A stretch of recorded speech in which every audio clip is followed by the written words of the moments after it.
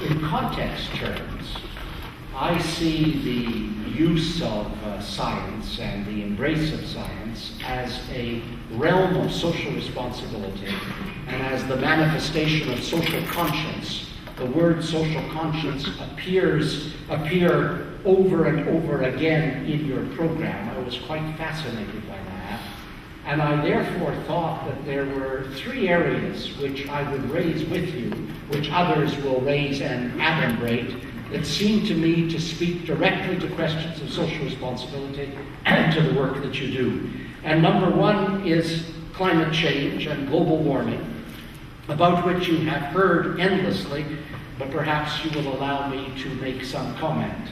And of course, it doesn't matter whether you'll allow me or not, because I intend to make a comment in any event. By sheer coincidence, I don't want you to think this was in any way by design, I actually chaired the first international conference on climate change exactly 20 years ago in June of 1988.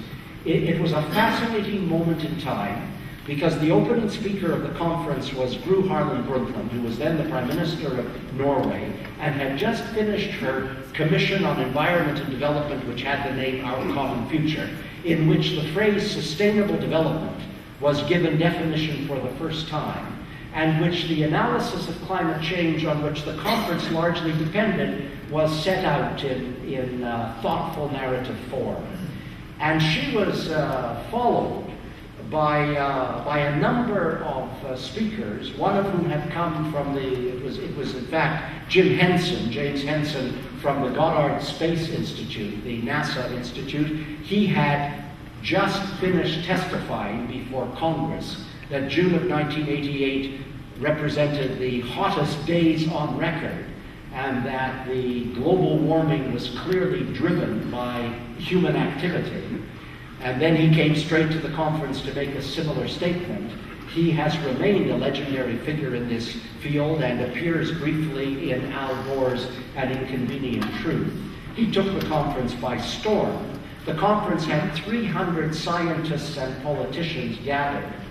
And the memorable moment of the conference occurred when the issues were joined, the issues that are precisely alive today, by the Minister of Environment from Indonesia, whom I remember well, a lovely, gentle, sweet, thoughtful man named Emil Salim, who took the microphone, looked out at the audience and said, if you think that Indonesia is going to sacrifice its economic development to compensate for the violence that the Western world has done to the environment, you're crazy.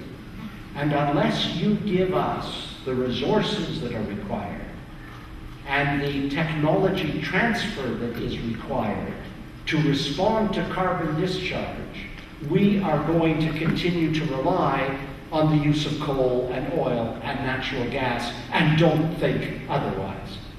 And that, of course, is what the international community is now dealing with when we deal with China in particular and with India as juxtaposed to the behavior environmentally of the United States and Canada.